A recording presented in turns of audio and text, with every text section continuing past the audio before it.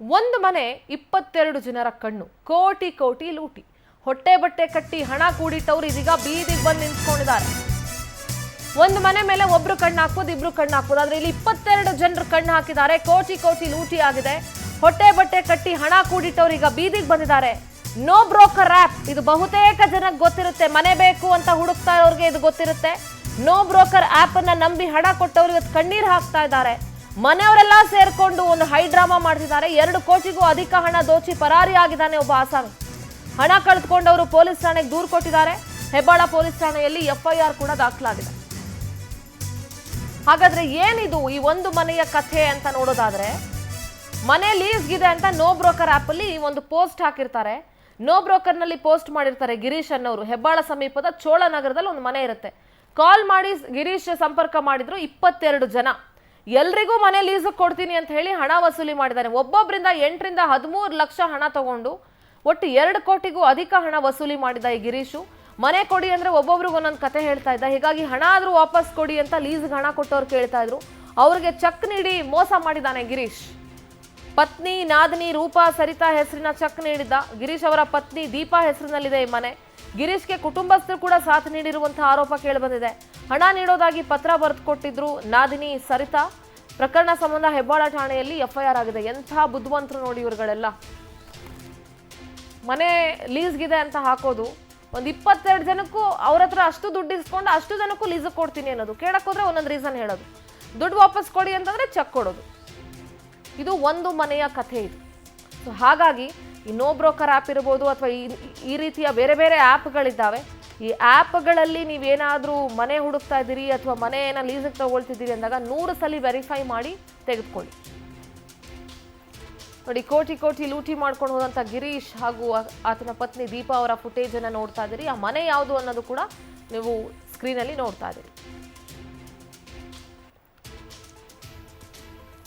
ಮನೆಯವರೆಲ್ಲ ಸೇರ್ಕೊಂಡು ಒಂದು ಡ್ರಾಮಾ ಮಾಡಿ ಒಂದು 22 ಜನರನ್ನ ಬೀದಿಗೆ ತಂದು ನಿಲ್ಲಿಸಿದ್ದಾರೆ. ಈಗ ಹೊಟ್ಟೆ ಬಟ್ಟೆ ಕಟ್ಟಿ ಮನೆ ಲೀಸಿಗೆ ಹಾಕೊಳ್ಬೇಕು. ಬೆಂಗಳೂರಲ್ಲಿ 6 ರಿಂದ 7 ಲಕ್ಷಕ್ಕೆ ಕಡಿಮೆ ಯಾವ ಮನೇನೂ ಲೀಸಿಗೆ ಸಿಗಲ್ಲ. ನೋಡಿ, ಸರಿತಾ ದೀಪಕ್ ಗಿರೀಶ್ ಅವರ ನಾದಿನಿ ಹೆಸರಲ್ಲಿ ಕೊಟ್ಟಿರುವಂತಹ ಚೆಕ್ ಇದು. ಮನೇಲಿರೋ ಬರೋರ ಹೆಸರಲ್ಲೆಲ್ಲ ಒಂದೊಂದು ಚೆಕ್ ಕೊಟ್ಟಿದ್ದಾರೆ. ಇದು ಸರಿತಾ ಕೊಟ್ಟಿರೋ ಚೆಕ್.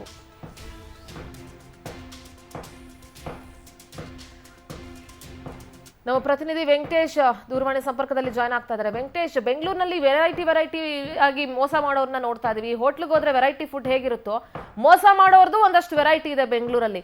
ಈ ನೋ ಬ್ರೋಕರ್ ಆಪ್ ಇಂದ ಈಗ ಮೋಸ ಹೋಗಿದ್ದಾರೆ. ಮನೆ ಲೀಸ್ಗಿದೆ ಅಂತ ಹೇಳ್ಬಿಟ್ಟು ತಗೊಂಡು ಅಷ್ಟು ಜನದ ಹತ್ರ ಕೋಟಿ ಕೋಟಿ ದುಡ್ಡು ತಗೊಂಡು ಮೋಸ ಮಾಡಿದ್ದಾರೆ.